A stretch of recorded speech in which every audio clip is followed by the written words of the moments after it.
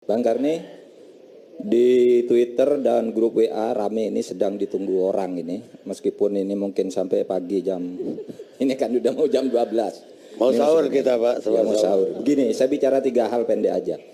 Pertama, terkait pengalaman dan kesaksian saya. Saya kenal dengan Taat ini, Taat pribadi ini karena dulu diajak Ibu Marwah ke sana. Katanya ada seorang besar, santrinya puluhan ribu. Wah, saya bilang, di mana itu Probolinggo? Saya bilang, saya rasanya seluruh Indonesia tahu pesantren. Pesantren apapun saya tahu, tapi tidak ada tuh di dalam kamus pesantren itu nama Kiai Taat pribadi. Tidak ada. Tapi karena bilang sepuluhan ribu, saya datang. Saya sudah datang, saya di waktu itu memang betul lebih dari 10.000 orang sedang berkumpul di situ. Lalu saya tanya, yang mana kiainya? Ternyata yang menyambut tuh ya Taat pribadi. Saya kira kok bukan seperti kiai ya, pakai celak gitu, kayak ludruk gitu, kayak gini gitu. Apa ini kiainya? Sesudah saya ngobrol sebentar itu, enggak. Ini istilah-istilah agama, teman-teman agamanya tuh sangat lemah. Enggak ngerti dia. Makhraj kalau dalam bahasa Arab tuh kan, kalau orang saya nyantri sejak kecil saya tahu makhraj. Misalnya orang bilang la ilaha illallah, itu beda dengan bilang la ilaha illallah. Allah di depan itu pendek berarti dia ada Tuhan Allah. Bukan Tuhan Allah itu kalau la ilaha illallah. Tapi kalau la ilaha illallah, tidak ada Tuhan selain Allah. Kalau la ilaha illallah, sungguh Tuhan itu bukan Allah. Itu artinya. Nah ini enggak ngerti yang begitu, bukan kiai ini saya bilang. Nah tiba-tiba dia naik ke panggung, berpidato yang saya kira agak kurang ajar juga ini orang. Apa bilang, saya perkenalkan Pak Mahfud MD santri saya katanya. Kurang ajar nih orang, saya dalam hati. Kapan saya nyantri ke dia yang baru kenal belum setengah jam. Udah pidato saya santrinya, saya bilang. Nah, itu pengalaman saya. Oleh sebab itu, saya kemudian heran, kok orang besar sekali. Besoknya saya tanya sahabat Bung, siapa itu? Itu Pak, itu hebat.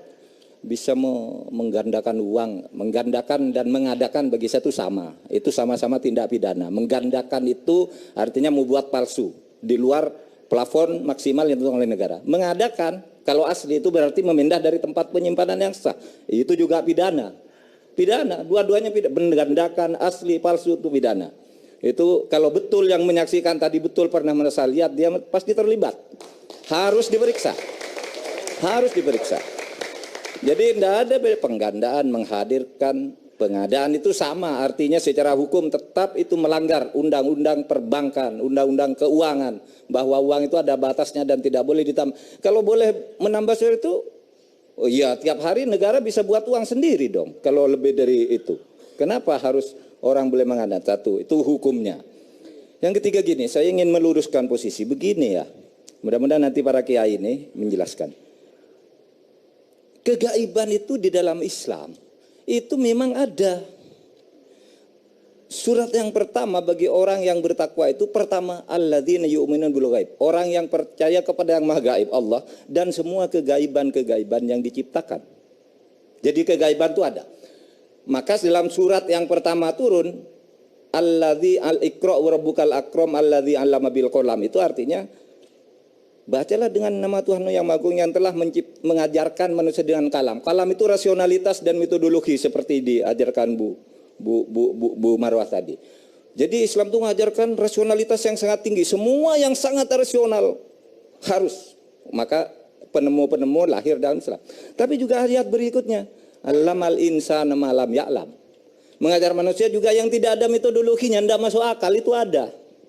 Nah, oleh sebab itu Islam lalu mengajarkan ada 10 jenis kejadian luar biasa itu. Yang ada yang datang dari setan, ada yang datang dari Tuhan. Nah, yang datang dari Tuhan itu mukjizat, irhas, calon nabi ya, masih kecil gitu sudah punya kesaktian seperti Nabi Isa. Konon ditanya, ini siapa ini Maryam? Anaknya siapa ini kok ada di sini? Isa sendiri yang bayi menjawab, saya hamba Allah yang diutus untuk mengajak manusia ke tauhid. Itu anak kecil, bayi bisa menjawab. Itu irkhas namanya, waktu calon nabi. Tapi ada, Bu Marwah nyebut Nabi Sulaiman. Kenapa tidak nyebut setan-setannya Fir'aun?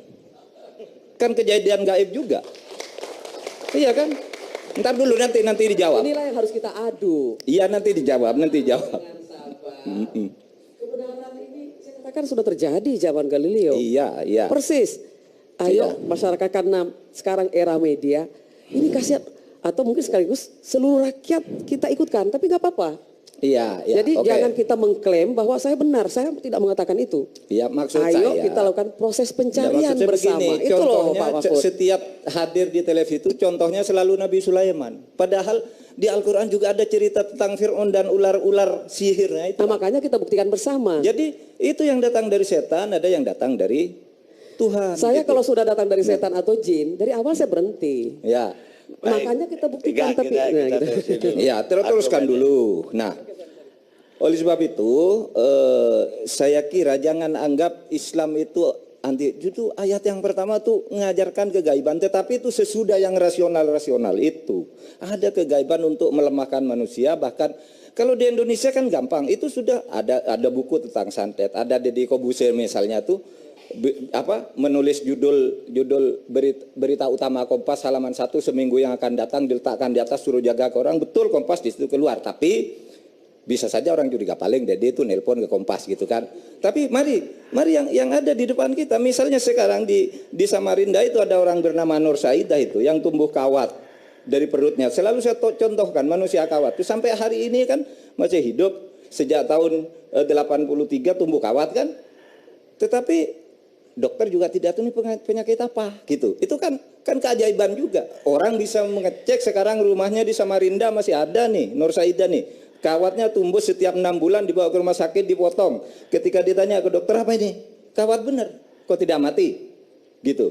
Jadi keajaiban di dunia ini diajarkan juga, diberitahu juga, bukan diajarkan, diberitahu juga oleh Islam, tetapi itu tidak dikembangkan, melainkan terjadi misalnya para kiai, ulama itu punya gitu tidak diberitahu ke orang, tidak ngundang untuk mendatangkan uang. Kalau itu pasti datang dari setan lah bagi saya. Dan oleh sebab itu Jangan pasti gitu loh. saya memastikan, Ibu boleh anggap itu dari aulia, tapi bagi saya yang begitu itu udah pasti setan. Gitu. Terima kasih. Assalamualaikum warahmatullahi wabarakatuh. Kita rehat dulu sejenak.